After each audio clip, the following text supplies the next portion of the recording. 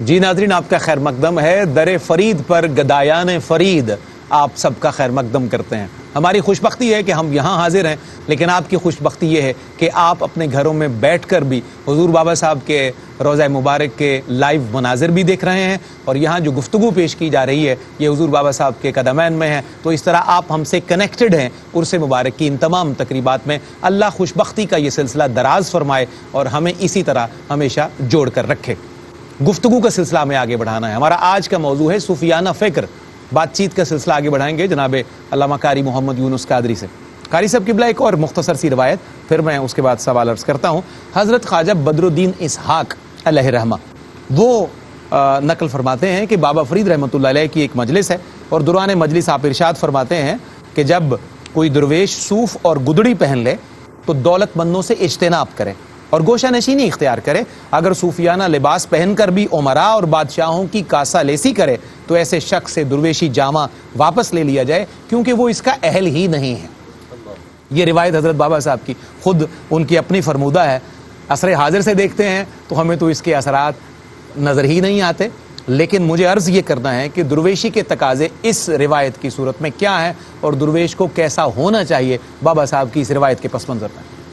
بہت شکریہ قبلہ صفدر بھائی، اللہ آپ کو سلامت رکھے اور باکرامت بہت رکھے۔ شکریہ ماشاءاللہ میرے لیے بہت بڑا اعزاز اور شرف ہے حضور قبلہ خواجہ سی سرکار اور جناب سادات کرام کی اور حضور کے پیارے بامل ثنا خان کی صحبت میسر ہے۔ جناب ہمارا مشترکہ شرف ہے، میرا، آپ کا اور فاروق بھائی اور کرم بالائے کرم یہ ہے کہ در فرید پہ ہم حاضر ہیں۔ اللہ اکبر، بہت بڑا کرم ہوا ہے، میں اللہ پاک کا شکر ادا کرتا ہوں الحمدللہ۔ اور خاص طور پہ ARYQ-TV کے ہمارے چیئرمین مربی محسن جناب حاجی عبدالرؤف صاحب اور ان کی پوری ٹیم، ہمارے قافلہ سالار عمر فیاضی صاحب۔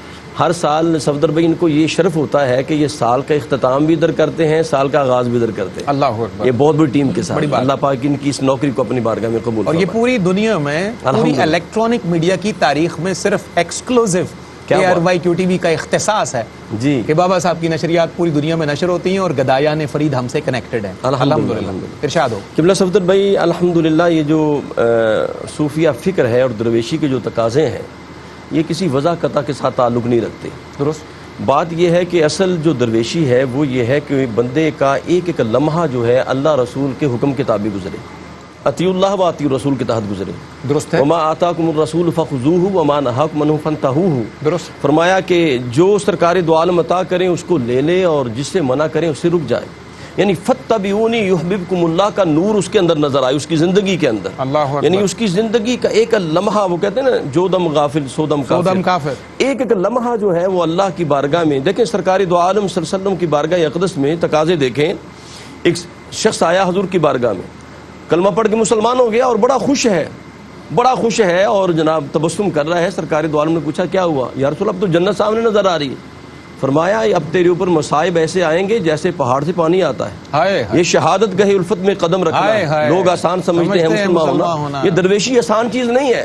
قبلہ صفدر بھائی درویشی یہ ہے کہ بندے کا ایک ایک لمحہ اللہ کے حکم کے تابع گزرے۔ مجھے ایک روایت یاد آ رہی ہے، امام ابن شیبہ انہوں نے رقم تراز ہیں، وہ فرماتے ہیں حضرت انس بن مالک سے مروی ہے، یہ وہ صحابی جنہوں نے 10 سال حضور کی خدمت میں گزاری، 10 سال حضور کی صحبت میں رہے، خادم رسول۔ سرکار دو عالم کی بارگاہ اقدس میں صحابہ بیٹھے تھے اور سرکار کے لبوں پہ ایک صحابی کا نام آ گیا، سبحان اللہ، میں اس کے مقدر پہ قربان جاؤں۔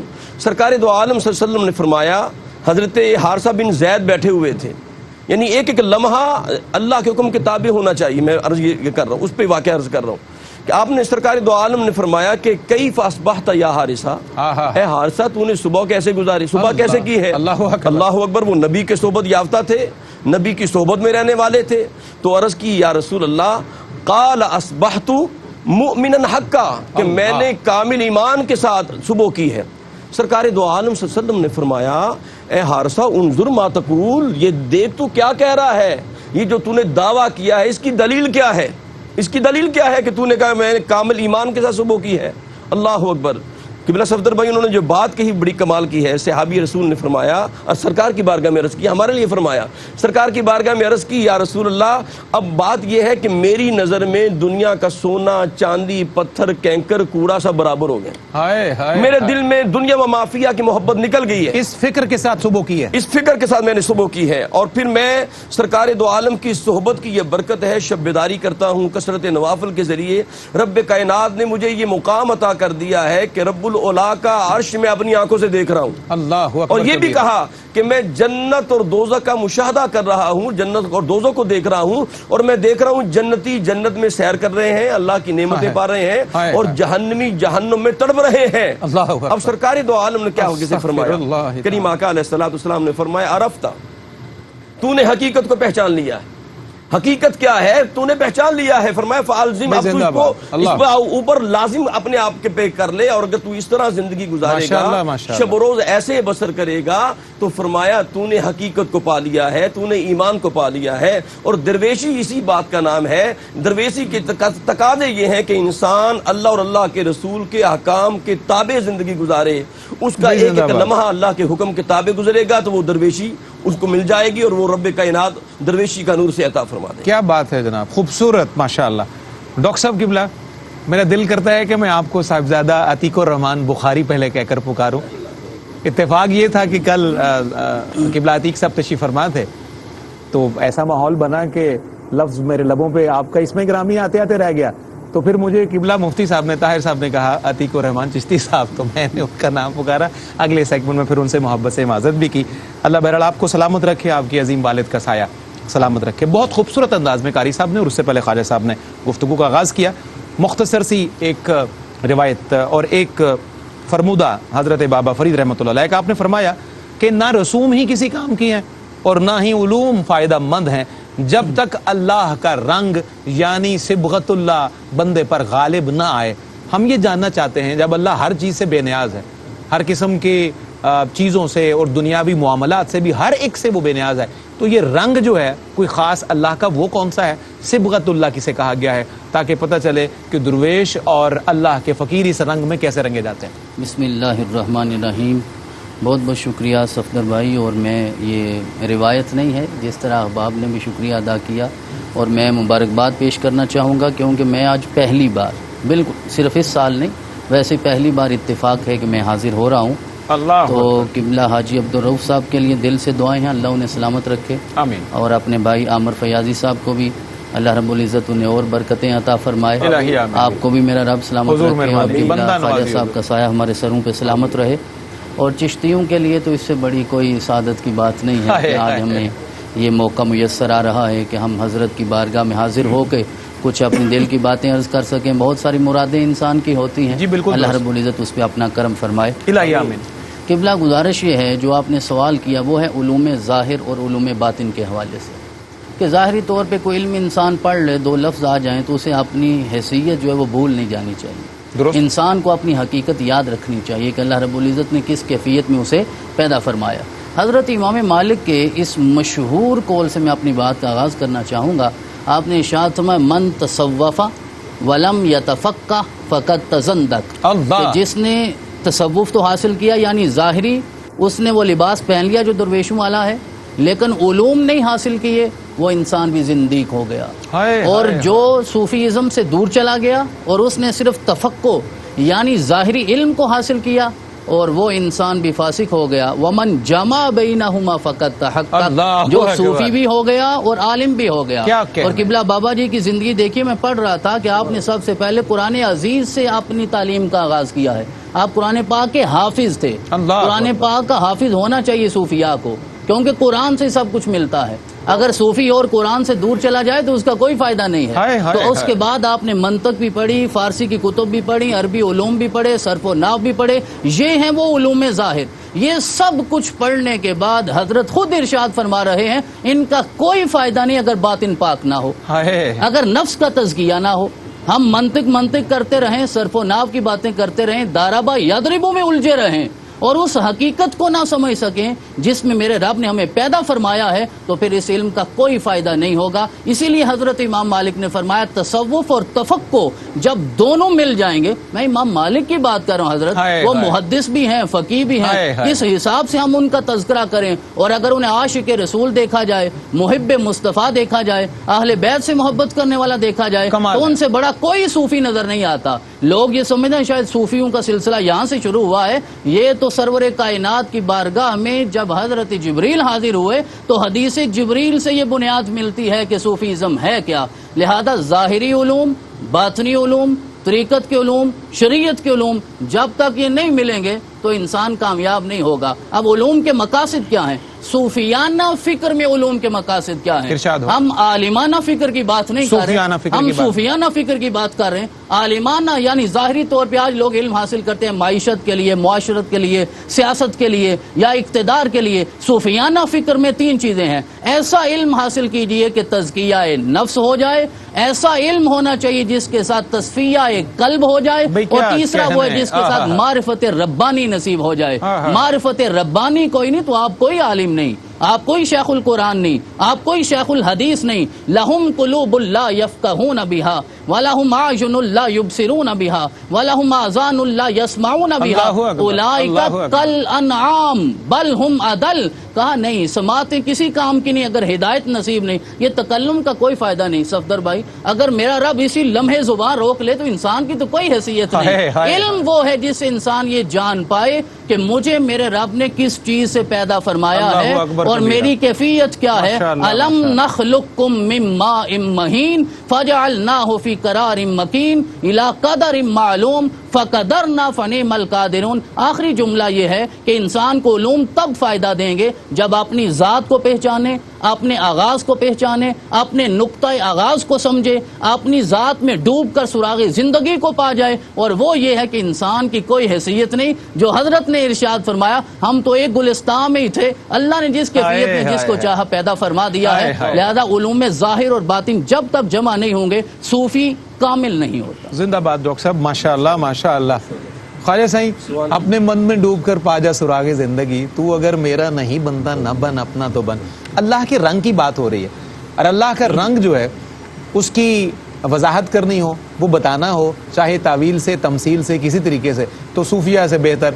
اور میرا اپنا مشاہدہ بھی یہ ہے کہ گدی نشینان حضرات اور جو خاک نشین ہیں اور خانقاہ نشین ہے، ان سے بہتر اس کی وضاحت میں نے کم لوگوں سے سنی۔ میں چاہتا ہوں کہ اس موضوع کو مزید کھولا جائے، اللہ کا رنگ کیا ہے، بندے پہ آئے گا کیسے اور پھر محفوظ کیسے ہوگا، اس پر مزید ارشاد ہو۔ جی محسن صاحب، آپ نے جو میرے تعارف میں ایک لفظ فرمایا تھا کہ ان کی تصوف پہ بڑی گرفت ہے، میں اس کی تھوڑی سی معذرت کے ساتھ اس کی ذرا بسم اللہ، بسم درستگی اللہ۔ کروں گا کہ میری تصوف پہ گرفت نہیں، تصوف کی آپ پر گرفت۔ اللہ اکبر، ہائے ہائے ہائے، خواجہ صاحب کیا کہنے، واہ واہ واہ واہ، ہاں ہاں ہاں ہاں بھائی، واہ واہ، یہ صبغت اللہ ہے مسلم۔ ہائے ہائے ہائے، اللہ اکبر۔ خواجہ صاحب کاش کہ یہ جذبے ہم سب کو نصیب ہوں۔ اللہ صبغت اللہ حضرت پیر میرے علی شاہ صاحب رحمۃ اللہ علیہ نے فرمایا، ارشاد ہو۔ اے صورت ہے بے صورت تھی، ہاں ہاں، واہ واہ، بے رنگ دسے اس مورت، ہاں ہاں، تو وہ بے رنگ ہے وہ ذات، درست ہے وہ نظر آتا ہے تو کسی رنگ میں نظر آتا ہے، جی، بالکل ٹھیک۔ وہ جس رنگ میں نظر آتا ہے وہ صبغت اللہ ہے۔ اللہ، وہ رنگ بزرگ بابا صاحب میں تھا، وہ خواجہ غریب نواز میں تھا، وہ غوث پاک میں تھا۔ اچھا، یہ رنگ ظاہر کیسے ہوتا ہے؟ میں نے ایک دفعہ پہلے بھی یہاں اسی پروگرام میں پچھلے سال یا اس سے پچھلے سال بسم اللہ، آپ ارشاد عرض کیا کیجیے۔ تھا، اس کا میں تکرار کر رہا ہوں۔ کیونکہ خواجہ صاحب پھول کو تو جتنی بار سونگنا ہے خوشبو ہی آنی ہے، اس سے کچھ اور تو ملنا نہیں۔ آپ ارشاد وہ کریں۔ یہ ہے کہ اگر آپ کو مہندی کی ضرورت ہے تو اس کا طریقہ کار یہ ہے کہ مہندی کے پھول ہوتے ہیں اور وہ سبز رنگ کے ہوتے ہیں، ان کو خشک کیا جاتا ہے، پیسا جاتا ہے، پیسنے کے بعد بھگویا جاتا ہے، بھگونے کے بعد لگایا جاتا ہے۔ درست ہے، جب لگاتے ہیں تو رنگ کون سا نکلتا ہے؟ لال۔ لال نکلتا ہے۔ پتے تو سبز تھے، یہ لال کہاں سے آ گیا؟ یہ لال اسی سبز میں چھپا ہوا ہے، سبحان ہائے ہائے ہائے، یہ لال کسی سبز میں ہی چھپا ہوا سبز میں ہے۔ ہی چھپا ہوا ہے۔ اللہ اکبر پتا کبیرہ۔ ایک ہی ہے، پتہ ایک ہے، رنگ دو ہے۔ بس یہی سمجھ نہیں آ رہی جن لوگوں کو وحدت الوجود، ہائے ہائے ہائے، اصل میں پتہ ایک ہی ہے، پتہ ایک تھا، رنگ کیسے کیسے۔ رنگ کیسے؟ اللہ اللہ اللہ اللہ، کیا بات ہے۔ ہائے ہائے ہائے، اللہ تعالیٰ اس رنگ میں رنگے جانے کی اللہم توفیق عطا ربنا فرمائے۔ اور ہم ان آستانوں پہ جو آتے ہیں وہ اس لیے آتے ہیں کہ یہاں ہمیں وہی رنگ نصیب ہوتا ہے، وہی رنگ یہاں نظر آتا ہے۔ اب ایک شخص کراچی سے چل کے یہاں آیا ہے، اس پہ آپ فتویٰ لگاتے ہیں کہ یہ لوگ قبر پرست ہیں. راستے میں بڑی خوبصورت قبریں ہوں گی, بڑی بڑی بڑی بڑی خوبصورت بالکل قبریں ہوں گی. بڑے بڑے مقابر ہیں, وہ کسی بھی قبر پہ رکا بیٹھ نہیں ہے جاتے لیکن وہ ہیں. وہاں نہیں رکا, وہ وہاں آتے ہیں جہاں قبر نہیں, یہ قبر پرست نہیں بلکہ ہم ذات پرست ہیں. کچھ تو ہے پتھروں میں خد و خال کی طرح, ہاں ہاں کچھ تو ہے, بے وجہ تو انہیں کوئی چومتا نہیں. کچھ تو ہے پتھروں میں خد و خال کی طرح. ہم بغیر وجہ کے نہیں چومتے, اس کے اندر کوئی ایک ایسی ذات ہوتی ہے جس کے جلوے پھوٹ پھوٹ کر باہر آتے ہیں. درست. اب آپ دیکھیں ایک شادی پہ آپ بلائیں, اگر 300 آدمی کو بلائیں گے تو تقریباً 200 آئیں گے, 100 ان میں سے نہیں آئیں گے. لیکن یہاں کسی کو کوئی دعوت نامہ نہیں, ماشاء اللہ, ڈنڈے ماشاء کھا رہے ہیں, راستے روکے جا رہے ہیں, کسی نے کسی طرح سے کشا چلا. فتوبال بابن کا بیت العتیق حوالہ ہے من کل فج نمیق, زندہ باد ہر طرف سے چلے آ رہے ہیں لوگ اس طرح. تو جو آپ نے جس سوال, جو فقیری کے بارے میں آپ سوال تھا, یہ لوگ وہ فقیر ہیں جن کے ہاں فقیری موجود ہے. ماشاء اللہ, ماشاء میں ایک حضرت میرا بیک رحمۃ اللہ علیہ کا ایک شعر اس کے بارے میں ارشاد کروں گا کہ انہوں نے بڑی خوبصورت وضاحت کی فقیری کی. انہوں نے فرمایا بھیک فقیری دور, ہاں یہ قریب کی بات نہیں ہے. ہاں بھیک فقیری دور جا جل پن ہر سے سیکھ. اللہ, وہ بچیاں جو جل سے پانی بھر کے لا رہی ہوتی ہیں نا, ان سے سیکھو, ان سے فقیری سیکھو. فقیری ان سے سیکھو. کیسے؟ مکھ سے سخی سے بات کرے اور دھیان گگریا بیچ. ہائے ہائے ہائے, سر پہ ان کے گھاگھر ہوتی ہے, ہائے آپس میں باتیں کر رہی ہوتی ہیں, ان کی دھیان گھاگھر میں ہوتی ہے کہیں یہ نہ گر یہ جائے. گر نہ جائے. آپ دنیا کے تمام کام کریں لیکن دھیان اس ذات کی طرف ہونا زندہ باد چاہیے صحیح. کہ اس سے ہمارا سلسلہ سبحان اللہ, اس کو سبحان اللہ, کہتے ہیں فقیر. اللہ اکبر, اللہ اکبر. کیا خوبصورت حصہ یہ پروگرام کا بھرپور تھا برکتوں سے, رحمتوں سے اور نوازشات سے. پروگرام میں ایک مختصر سا وقفہ, چند لمحوں کے بعد انشاءاللہ پھر در فرید سے آپ سے رابطہ جوڑتے ہیں.